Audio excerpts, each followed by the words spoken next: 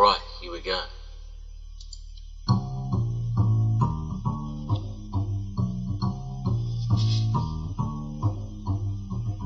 Dear sirs and ladies, in reference to your request for clarification regarding the lasagna and my dead mother's Monopoly bus, allow me to explain. You no doubt recall the evening I related at which we mixed monkey laxatives and cognac and all imagined we were Cameron Diaz's emergency dental team on Smack, no? Well anyway, the next day, after the carpet cleaner had worn off, the computer shop man said they didn't use those leads anymore and I'd have to buy a new computer if I wanted it to remember anything. So I had no choice but to go back to IGA and purchase a black and gold family size frozen lasagna. Don't tell my mama. I was feeding the lasagna to the cat when Janice rang and said they needed a fourth for Monopoly that evening, and that despite none of her friends or her liking me, could I come over and bring something for them to eat and drink and lose the game for them, please? I said maybe, though I knew I would. I could never resist a request from Janice, despite her cruel taunts. And anyway, the lasagna was sitting poorly with the medication, which I think the chemist had mixed up again. I know the chemist means well, he just wants to kill me. When I arrived at Janice's, she drank all the alcohol to avoid having to share it with me and said could I sit quietly in the lounge room and try not to break anything until the Monopoly game began. I told her I loved her and she laughed. There was a large piece of parsley on her buck teeth, and I could sense its passive hatred for me. I sat down in the lounge room where Simon and Angela were finishing off the last of a marinara pizza. I apologised for not bringing any of the food they'd requested, but I'd accidentally sent my entire welfare payment as a donation to the National Party upon hearing about the plight of the farmers on ABC 1. Or was it SBS 3? I wasn't sure now. And I was beginning to fear that the whole report had actually been a documentary about the ancient Egyptians, and that the farmers were actually rolling in money, truffles and cream cheese.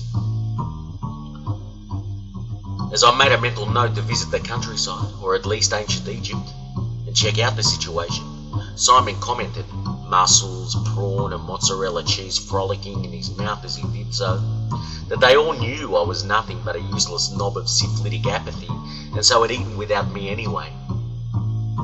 Okay.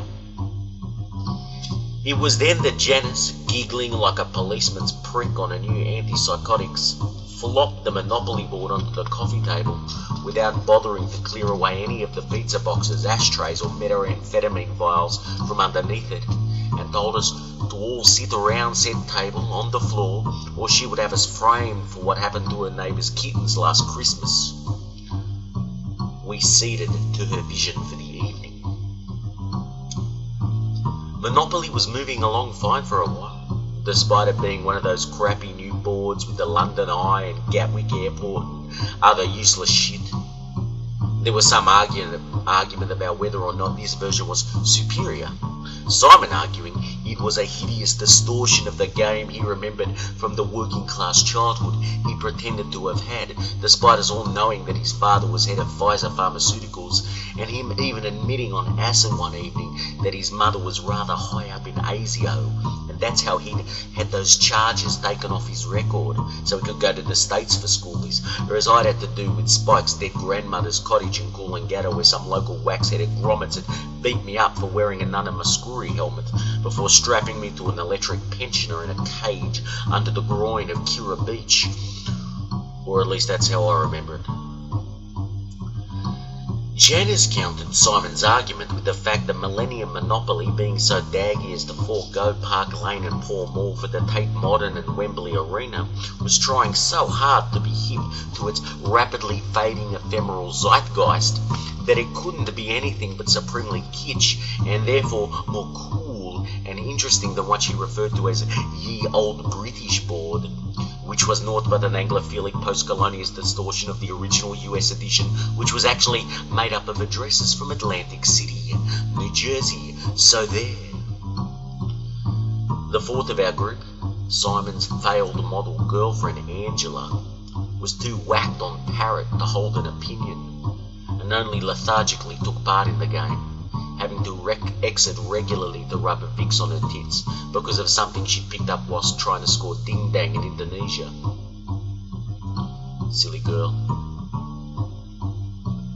I was going to mention to Janice that Monopoly could be dated back past the Darrow, New Jersey edition to the landlord's game, invented in 1904 by Quakers to highlight the negative effects of laissez-faire capitalism upon the social contract, when the little cast metal London bus that was Simon's piece began laughing at me through its silvery window, all English accented and long-toothed, and then telling me that my dead Aunt Celia was a whore who licked East Germans for a living.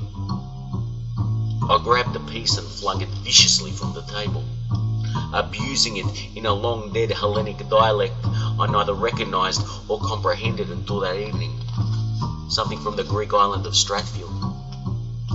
So as I screamed, "Ektheme deneke, gdame thanadeko de puta, Ukthe demekeda yathithikapu, akthemepu, chdeme etha aniniathu, odeta yakde," which roughly translates as "get stuffed, you rutting donkey sport of a windshield wiper."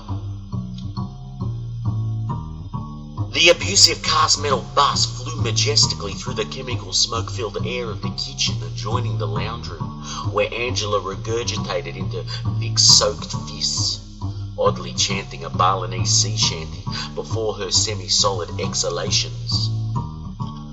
I watched with as much disgust as I could muster on the medication, as the poor heroin-chic cherub's left eye and misdemeanor were dislodged by the little Monopoly vehicle landing in her sinister socket with a painful-sounding wet screech. Simon grabbed me by the collar and began to call me a rather private portion of a lady's anatomy, then calling me said organ in ancestral congress with its maternal ancestor. He then moved towards the kitchen, violently plucked